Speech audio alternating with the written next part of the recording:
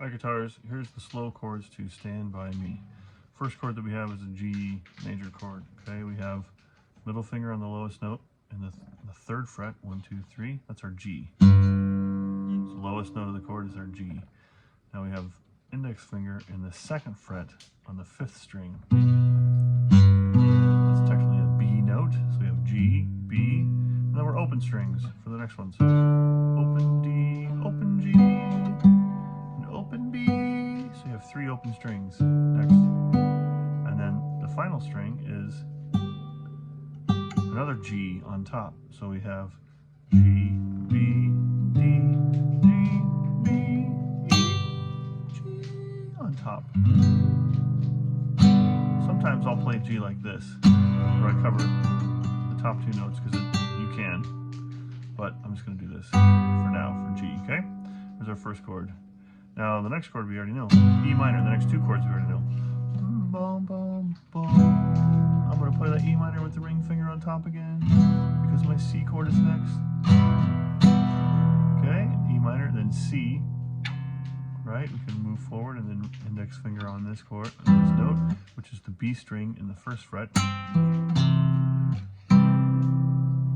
And now we have a new chord, which is D. This one requires pulling all of our fingers off and putting them down again. So let's go over what we have so far. G, E, C, D, and we have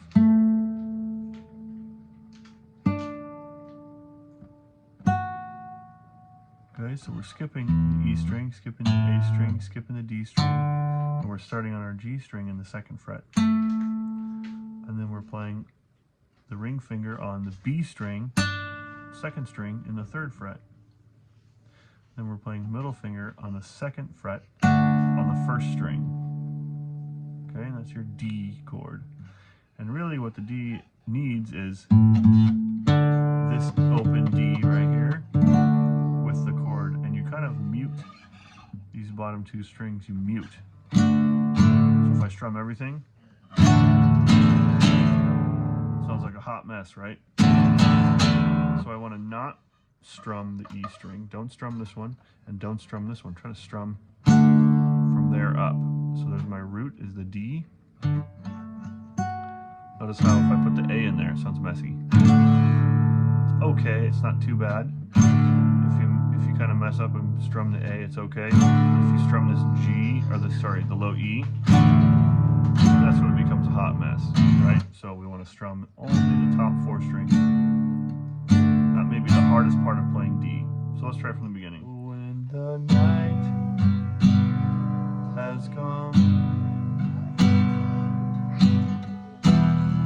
and the land is dark and the moon is the only light we'll see. C to D is the hard one. No, I won't be afraid. No, I won't be afraid. Just as long as you stand by me. I'm putting my thumb there to mute sometimes. The sky that we look upon should tumble and fall. Not muting anything with my thumb. Now I'm muting the low E string because the low E string doesn't want to play over the C either, and it doesn't want to play over the D either.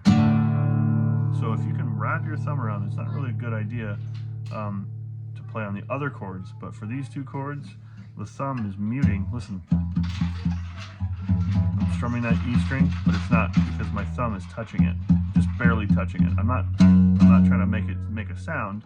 I'm trying to make it make no sound, so I'm just barely touching it, and that really helps with the C. I'm gonna take my thumb off so you can hear what that sounds like if I'm just strumming.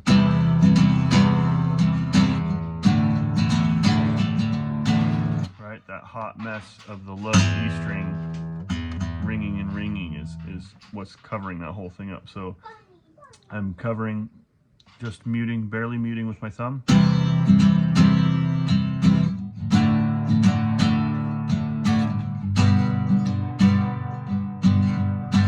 Okay, just a little bit slower.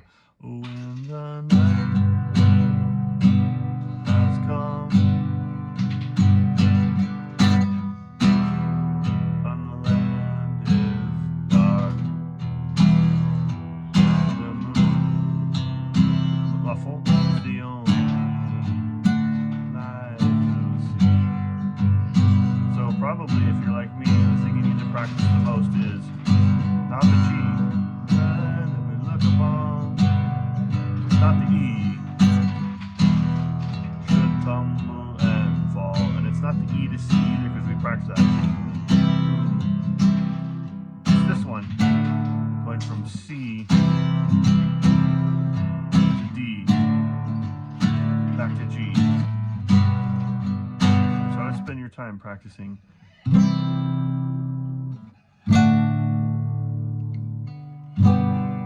those 3 chords, switching from C to D to G. All right, guys, good luck.